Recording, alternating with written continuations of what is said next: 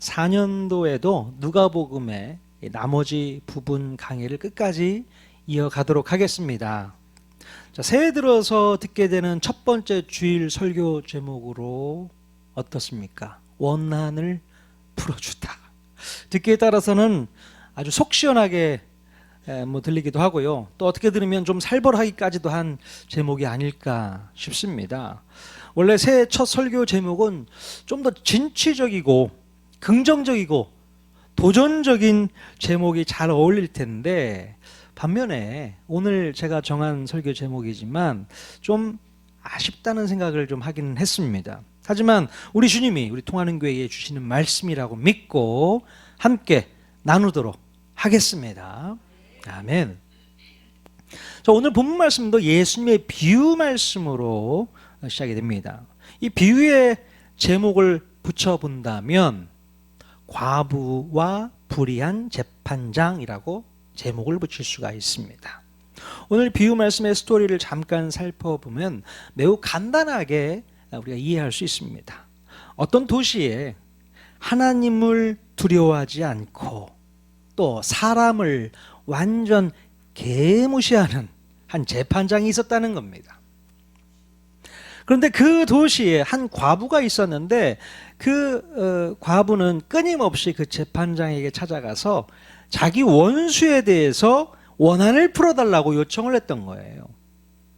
하지만 그 재판장은 그 과부의 요청을 들어주려고도 하지 않았다는 겁니다. 아마도 그녀가 돈도 없고 백도 없고 가진 것이 아무것도 없으니 굳이 신경 쓸 이유가 없다고 생각했던 것 같아요. 만약에 뇌물이라도 가지고 와서 좀 내 요청을 들어달라고 했으면 들어주었을지도 모르겠습니다. 아마도 뇌물이라도 가져올 때까지 기다리고 있었는지도 모르겠어요. 아무튼 간에 이 과부의 그 억울한 원한, 이 요청을 들어주지 않는 이 재판장이 있었단 말이죠. 자, 그런데도 불구하고 이 여인은 이 재판장에게 매일같이 찾아왔던 것입니다.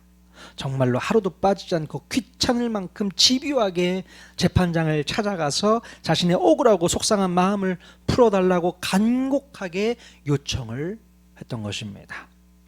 자, 여러분, 누군가로부터 억울한 일을 좀 당해보신 분 계십니까?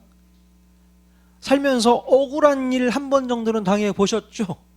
이 땅을 살면서 억울한 일을 겪는 사람들이 한두 명입니까?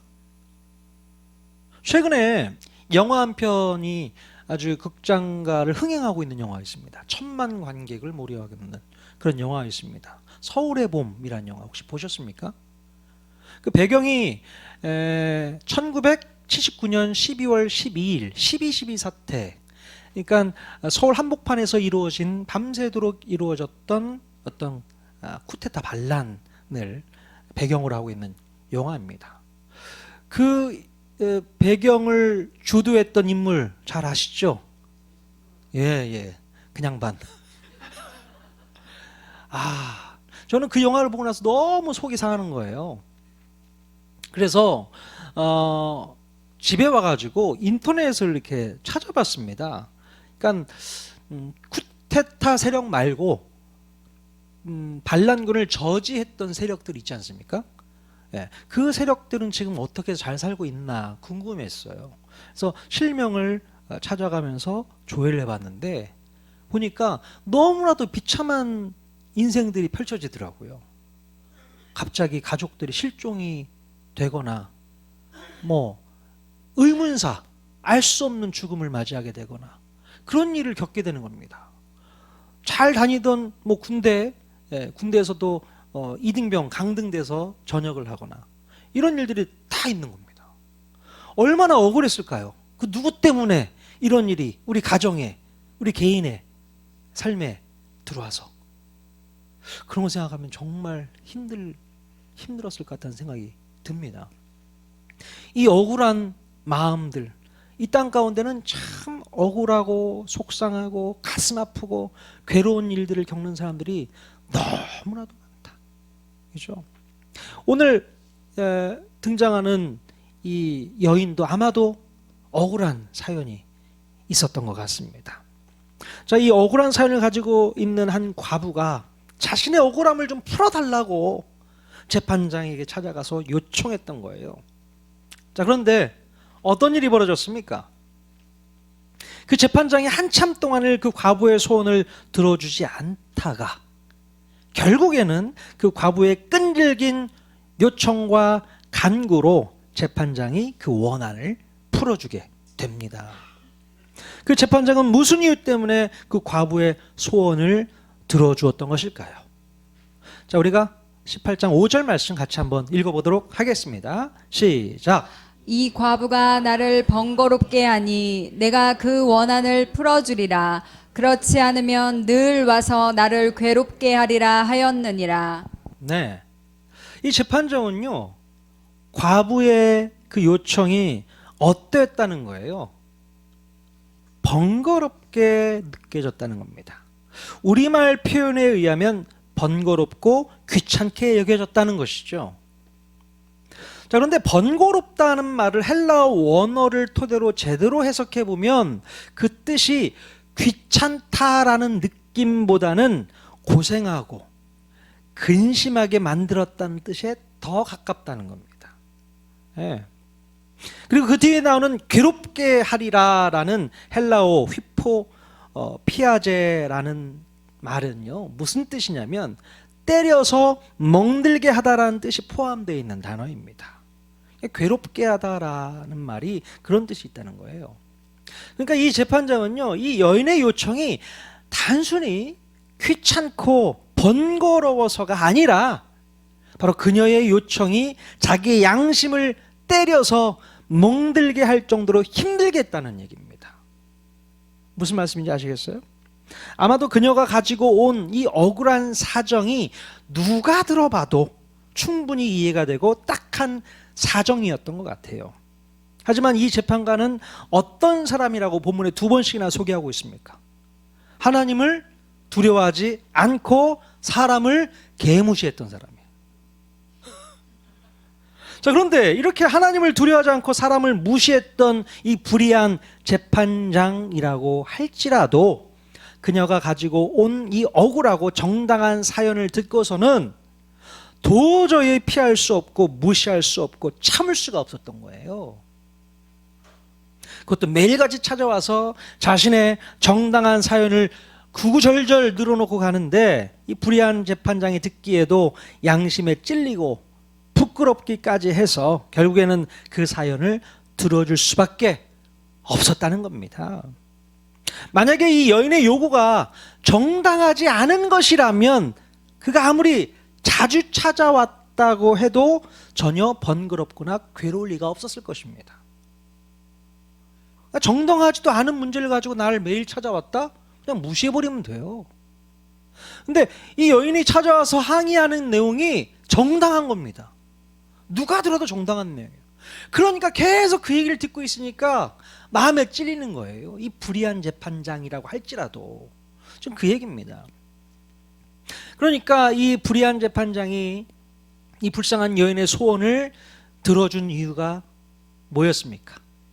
매일같이 찾아와서 번거롭게 하고 귀찮게 해서가 결코 아니라 굉장히 억울하고 정당한 사연을 가지고 와서 항의를 하니까 결국 그 요청을 들어줄 수밖에 없었다는 겁니다.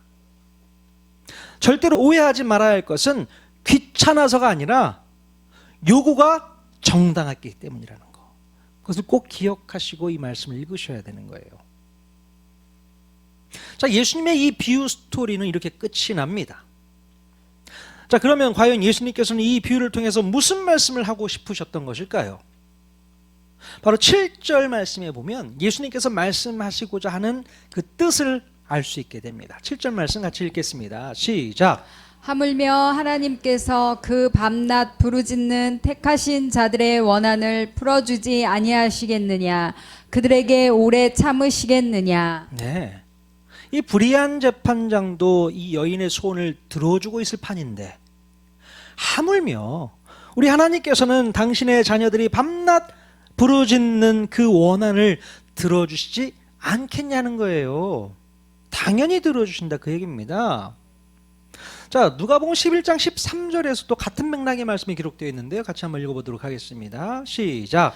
너희가 악할지라도 좋은 것을 자식에게 줄 알거든 하물며 너희 하늘 아버지께서 구하는 자에게 성령을 주시지 않겠느냐 하시니라. 네.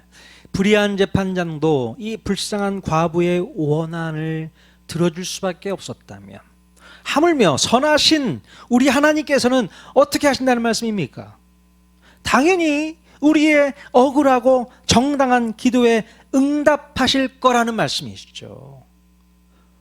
당연하지 않습니까? 불의한 재판장도 정당한 요구에 그래 알았어 내가 들어줄게 잠시만 기다려 결국 들어줄 수밖에 없었다면 우리 하나님께서는 어떻겠느냐. 하나님의 자녀들이 정당한 문제를 가지고 주님 앞에 기도하는 그 기도의 제목에 대해서 어떻게 하시겠다는 거예요? 당연히 들어주신다 그 얘기를 하고 있는 것입니다. 여러분 우리 하나님께서는요 자녀된 우리들의 기도에 늘 귀를 기울이고 계십니다. 물론 우리의 기도 내용이 자신의 욕심을 채우기 위해서 하는 비정상적인 기도라면 듣지도 않으시고 외면하실 거예요. 여러분 신년 감사 헌금 봉투에 여러분들의 기도 제목을 써서 제출해 주셨잖아요. 제가 꼼꼼하게 그 기도 제목을 다 읽어봤습니다. 읽어보면서 기도를 해드렸어요. 자, 기도 제목의 내용을 보니까 자신의 기도 제목보다는 가족들을 위한 기도 제목들이 꽤 많았습니다. 그리고 자신의 유익을 위한 기도 제목이 아니라 정말 우리 통하는 교회 성도들 수준이 너무 높아요. 주님과 동행하는 한 해가 되게 해주십시오. 하나님의 말씀을 깊이 사모할 수 있게 해주십시오. 또 성경 통독을 잘하게 해주십시오. 여러 가지 기도 제목을 보면 야 이건 하나님께서 안 들어주시면 안 되겠구나. 또 어떤 분들은 내가 누구를 꼭 전도하게 해주십시오. 야, 이 기도 제목 자체가 은혜가 되는 거예요. 자신의 유익을 위한 기도 제목보다도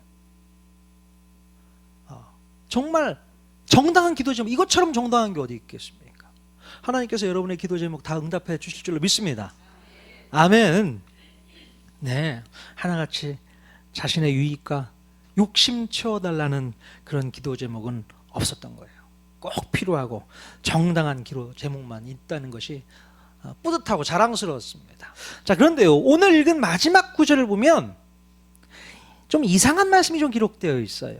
자, 8절 말씀 같이 또 읽어보도록 하겠습니다. 시작.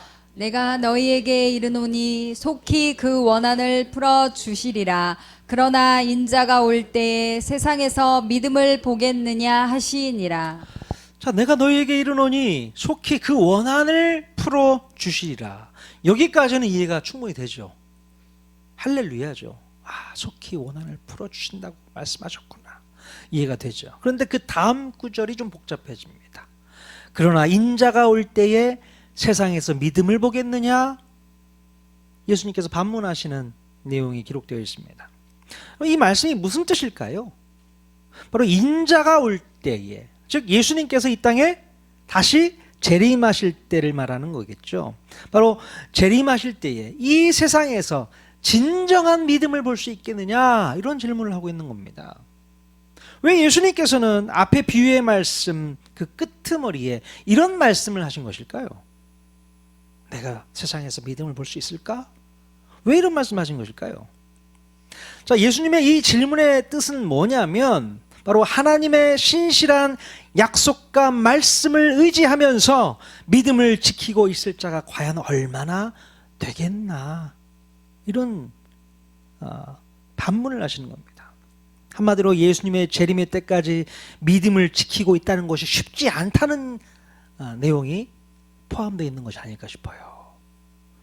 예수님이 재림해 오시는 그날까지 믿음을 끝까지 지키고 있는 사람이 얼마나 될까? 그 얘기입니다. 자, 도대체 예수님께서는 왜 갑자기 이런 우울한 말씀을 하시는 것일까요? 자, 이 말씀을 이해하기 위해서 오늘 읽은 본문 1절 말씀 다시 돌아와서 한번 읽어보도록 하겠습니다. 시작. 예수께서 그들에게 항상 기도하고 낙심하지 말아야 할 것을 비유로 말씀하여. 예, 예수님께서 우리에게 항상 기도해야 할 것을 말씀하시면서 또 한 가지 무엇을 하지 말아야 된다고 말씀하셨습니까? 낙심하지 마라.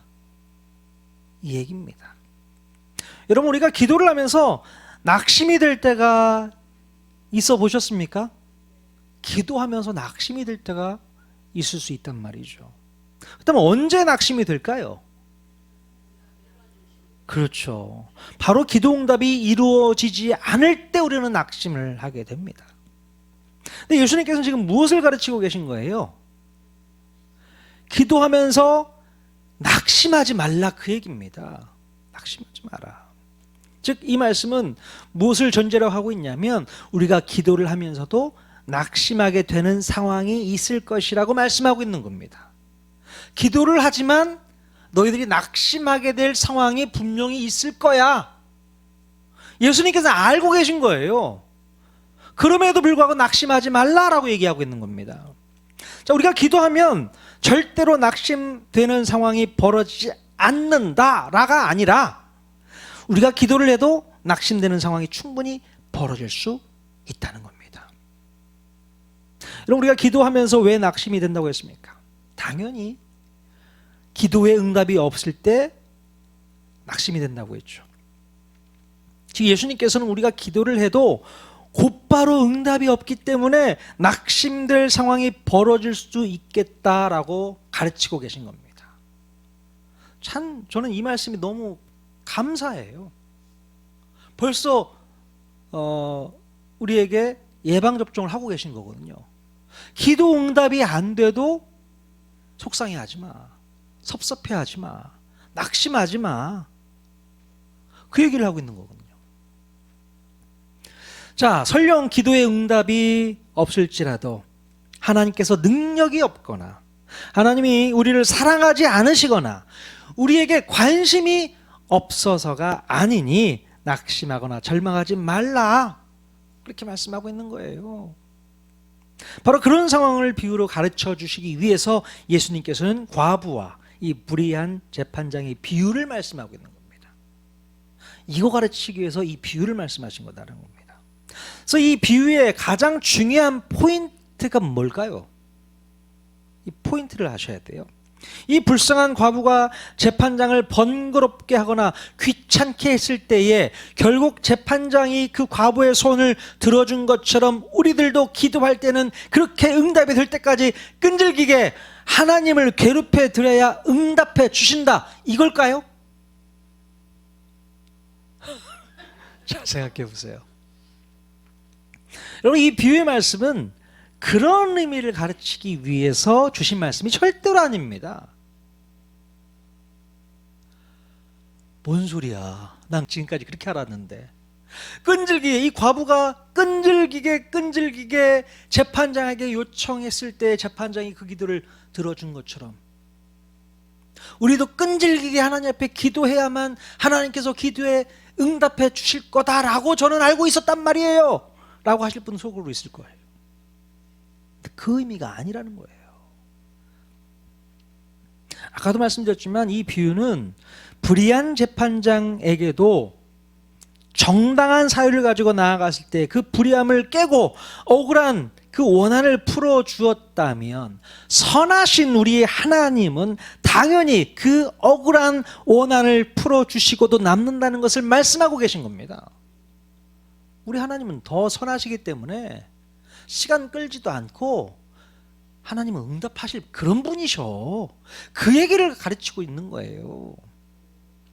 하지만 가끔은 우리가 원하는 대로 응답해 주시지 않을 때도 있는데 그것은 그럴 만한 이유와 사정이 있을 테니 절대로 낙심하거나 절망하거나 좌절하지 말고 끝까지 믿음을 지킬 수 있어야 한다는 것을 가르쳐주고 계신 겁니다. 그게 중요한 거예요. 우리가 기도할 때에 시작도 하기 전에 하나님은 모든 것을 다 알고 계십니다. 믿으십니까? 네. 하나님은 우리의 절실한 만큼이나 간절하게 우리의 기도를 듣고 계십니다. 하지만 본문 말씀의 뜻은 하나님께서 자녀들의 처지를 가장 잘 알고 계시고 너무나도 사랑하고 계시지만 그들의 소원을 들어주시지 않을 수도 있다는 겁니다. 사랑하는데도 안 들어준다는 거예요. 사랑하는데도 안 들어준다는 거예요. 들어주지 않는 이유는 본문에는 정확히 나와 있지 않지만 사람마다 각각 그 이유가 다를 겁니다. 어떤 사람에게는 아직 때가 되지 않았기 때문에 하나님께서 안 들어주실 수도 있고요. 또 어떤 사람에게는 정금같이 단련하고 훈련하기 위해서 안 들어주실 때도 있고요. 또 어떤 사람에게는 잘못을 깨닫고 회개하고 정결케 하기 위해서 안 들어주실 수도 있습니다. 하지만 그 어떤 경우에도 하나님의 자녀들을 향한 하나님의 마음과 의지가 약화되지 않는다는 것은 분명한 사실인 줄로 믿을 수 있길 바랍니다. 하나님 우리를 너무나도 사랑하고 계세요. 누구보다도 사랑하고 계세요. 늘 우리를 눈동자같이 지켜보고 계신단 말입니다. 사랑하는데도 불구하고 안 들어주신 이유가 분명히 있다라는 겁니다.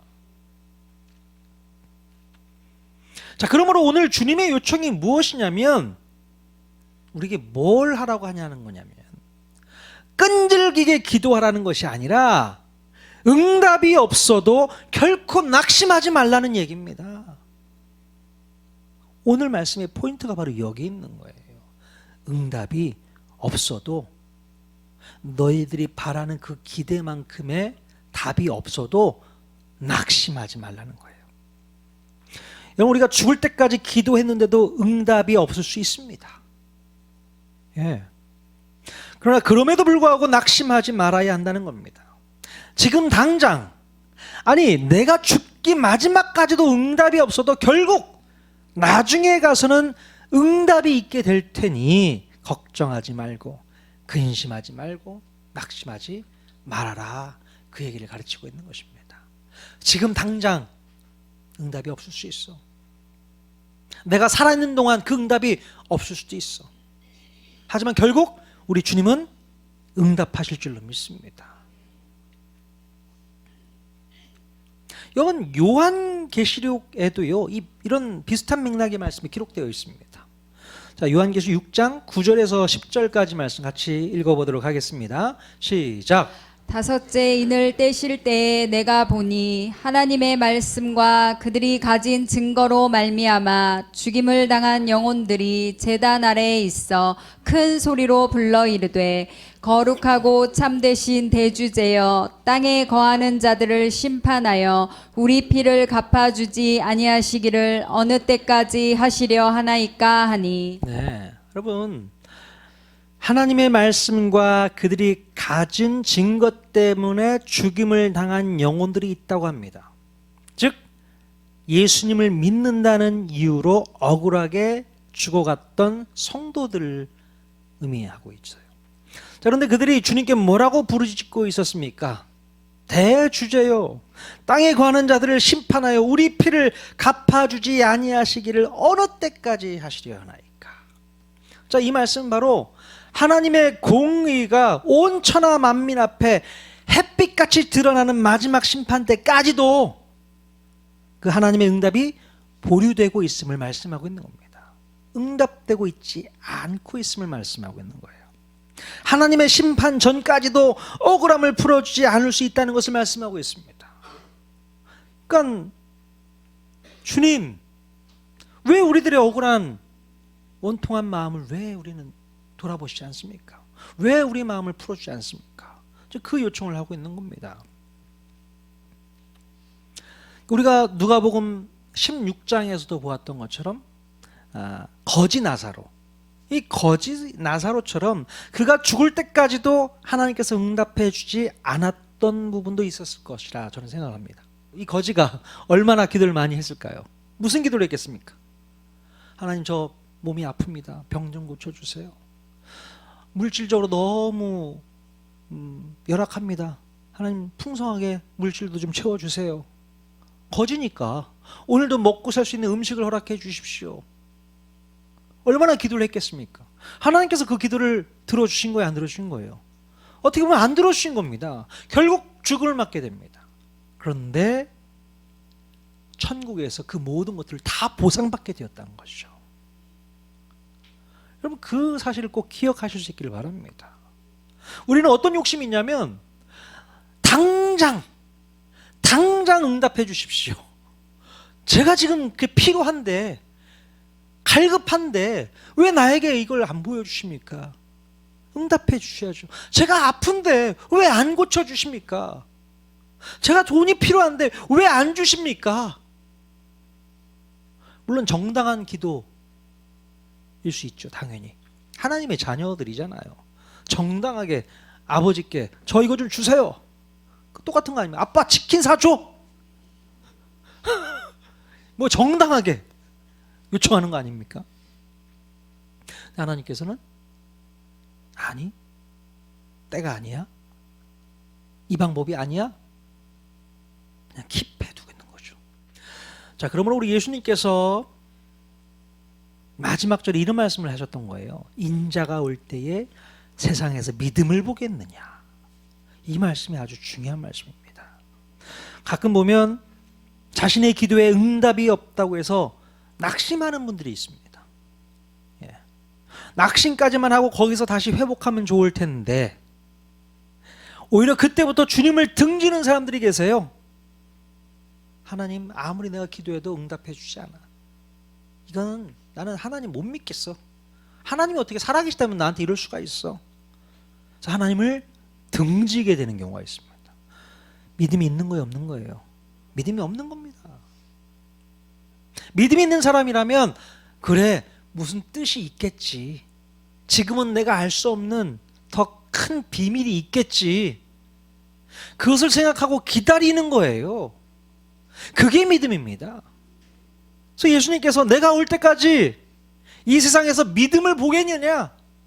끝까지 나를 배신하지 않고 나를 등지지 않고 나를 믿어줄 수 있는 그 믿음을 내가 볼 수 있겠느냐? 그렇게 주님이 말씀하고 있는 겁니다. 여러분, 내 기도에 응답하지 않는다고 해서 하나님이 없다라고 말하는 것은 참 어리석습니다. 어쩌면 이런 사람들은요, 처음 신앙생활을 시작한 것이 예수님을 믿음으로 해서 뭔가 나에게 떨어질 콩고물 때문에 예수님을 믿으려고 했는지도 모르겠습니다. 야, 예수 믿으면 복 받는데, 예수 믿으면 잘 살 수 있대. 이런 그 달콤한 소리에 끌려서 오신 분들 있을 수 있잖아요. 물론 맞는 말이지만 내가 원하는 대로 하나님께서는 그렇게 다 채워주지 않습니다. 자, 그러나 그런 이유 때문에 예수를 믿기 시작했다면 기도에 응답이 없을 때는 당연히 마음에 낙심이 되고 결국 하나님을 부인하면서 등질 수밖에 없는 거예요. 그러므로 여러분, 끈질기게 기도만 하면 어떠한 제목의 간구도 이루어진다라는 신념은 참 신앙이 아니다. 저는 그렇게 생각합니다. 그거는 참 신앙이 아닌 것 같아요. 그래서 어떤 사람은 기도의 분량을 쌓아야 된다. 또 기도의 마일리지를 쌓아야 된다는 등 이상한 원리를 만들어서 기도에 대한 잘못된 인식을 심어주기도 합니다. 성경에 어디 그렇게 있습니까? 기도의 분량을 많이 쌓아야 돼? 어디에 성경에 그런 말씀이 있어요? 하나님을 인색하게 만드시는 그런 얘기를 하실 필요가 없는 거예요. 끈질기게 포기하지 않고 기도하면 결국 하나님께서는 내 기도를 들어주시게 된다는 이런 신념은 정말로 기도를 오해하게 만듭니다. 막 하나님과 싸워야 되는 겁니까? 왜 안 주시는 겁니까? 주실 때까지 흔들어. 이게 기도라고 생각하시면 오산이에요. 우리 주님이 정말 그렇게 막 달라고 요청하고 끈질기게 가서 찾아가가지고 번거롭게 하고 이렇게 해야지 들어주시는 그런 하나님이라면 저는 하나님 안 믿겠습니다. 정말 인격적으로 하나님을 다가가셔야죠. 잘못 알고 있는 거죠. 이 본문에서 오해하고 있는 겁니다. 하나님은 그런 하나님이 아니세요. 여러분, 진정한 기도는 내 의지대로 결국 응답이 되기 때문에 하는 행위가 절대 아닙니다. 응답이 되니까 하는 거야. 아니요. 응답이 없을 수도 있다고요. 기도라는 것은 우리 하나님이 온 천하 만민들과 또 온 우주를 손안에 쥐고 계신 주권자라는 사실을 우리 마음에서 기꺼이 인정하고 항복하는 신앙을 표현하는 것이 바로 진정한 기도라고 믿습니다. 그게 진짜 기도죠. 온 세상 우주 만물을 한 손에 쥐고 계신 주권자, 그 주권자 대신 하나님을 인정하는 것, 이것이 기도의 출발입니다. 이거 인정하지 않고 무슨 기도를 한다는 거예요? 하나님 내 뜻대로 해주셔야죠. 물론 이런 기도를 하는 분들은 이제 막 신앙생활을 시작한 분들 있잖아. 아이들은 그래요. 부모가 다 해줄 걸 믿고 그렇게 요청을 하는 겁니다. 뭐 그런 아이들한테는 하나님께서 그때그때 응답해 줄 수도 있어요. 근데 이제 뭐 나이가 들어가지고 그냥 성인이 된 사람이 그 부모한테 이거 해달라 저거 해달라 요청하면 그건 말도 안 되는 거잖아요. 부모의 마음을 헤아릴 줄 알아야 되는 거죠. 답이 없으면 무슨 뜻이 있겠구나 이렇게 생각할 수 있어야 되는 겁니다. 그게 진짜 믿음 아니겠습니까? 그게 진짜 신앙이라고 말씀하고 있는 거예요. 이렇게 깊은 뜻을 헤아리지 못하고 늘 간구사항만 늘어놓는 것으로 기도를 이해하고 있다면 우리는 참 안타까운 일이 아닐 수 없습니다. 늘 간구, 이거 주세요, 이거 주세요, 이거 주세요, 이거 주세요. 기도가 뭐 달라는 요청만 하는 게 기도입니까? 아니요. 하나님과 교제하는 시간입니다. 영혼의 호흡입니다.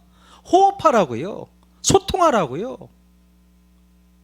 그러니까 기도만 하면은 불편하신 분들 있어요. 오늘도 기도하러 가야 되는 거야? 힘들어 하시는 분이 있을 수 있습니다. 힘들 게 없는데 왜 힘듭니까? 대화를 하는 게 힘듭니까? 사랑하는 사람과 대화하는 게 힘듭니까? 시간이 많이 지나면 힘들 수도 있겠다. 하나님은 그런 대상은 아니시잖아요. 예. 불편한 대상이 아니시잖아요. 그러니까 기도가 기다려지는 거죠. 대화하는 시간이니까. 근데 기도를 기계적으로 막 서열을 딱 정해놓고 첫 번째 기도 제목, 두 번째 기도 제목, 세 번째 이거 주세요, 이거 주세요, 이거 주세요, 이거 주세요, 주세요 하다가 끝나버리면 하나님은 난 무슨 얘기할까? 이게 너무 공허해지는 거죠. 여러분 하나님을 정말로 믿으신다면 하나님이 여러분에게 인도하실 것도 믿으십시오. 좋은 걸로 채워주실 것도 믿으십시오. 아니 당장 뭔가 나한테 오지 않아도 믿으십시오.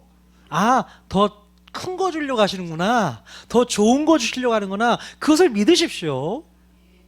그게 믿음입니다. 물론 우리는 하나님께 우리의 원한을 풀어달라고 요청할 수 있습니다.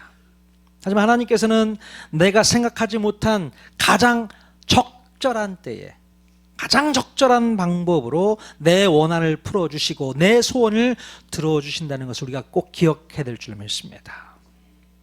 그러면 우리가 속상해할 것도 없고 낙심할 것도 없고 좌절할 필요도 없습니다. 오늘 우리가 기도하는 것 중에 어떤 것이 바로 응답이 되고 또는 어떤 것이 보류될지는 잘 몰라도 하나님께서는 우리의 기도를 귀 기울여 들으시며 마침내 넘치도록 응답해 주실 것을 기대할 수 있기를 바랍니다. 우리 주님은 여러분의 믿음을 보고 계세요. 내가 재림에 올 그때까지 나를 등지지 않고 믿음으로 지켜내는 사람이 몇 명이나 될까? 통하는 교회는 몇 명이나 될까? 그거 기대하고 계십니다. 우리 통하는 교회 모든 성도들은 이런 부분 때문에 마음 상해하지 마십시오. 하나님 제가 그렇게 간구하고 기도했는데 왜 안 들어주신 겁니까? 하면서 나 교회 안 나가. 그런 분이 절대 없으시길 바랍니다. 그래 맞아. 하나님께서는 더 큰 내가 깨닫지를 못해서 그렇지 더 좋은 것들 더 적절한 것들을 주시기 위해서 준비하고 계시겠지. 그 생각하시면 됩니다. 아멘. 그리고 내가 죽기 전까지 그것이 응답되지 않는다 하더라도 천국 가면 그게 확실하게 딱 드러나는 겁니다. 이래서 하나님께서 내가 죽을 때까지 안 들어주신 거구나 라는 것을 천국에서 깨닫게 되실 줄로 믿습니다. 오늘 이 말씀 꼭 기억해 주시길 바랍니다. 물론 끈질기게 기도하는 것도 필요합니다. 한두 번 해보고 안 되면 말고 그런 게 아니라 늘 하나님께 간구하는 것도 필요해요. 하지만 그 얘기를 하는 말씀이 아니라는 거죠. 우리 주님이 분명히 들어주실 줄로 믿습니다. 낙심하지 마시고 올 한 해도 열심히 기도하는 저와 여러분보다 다 될 수 있기를 주님의 이름으로 간절히 축원드립니다. 아멘.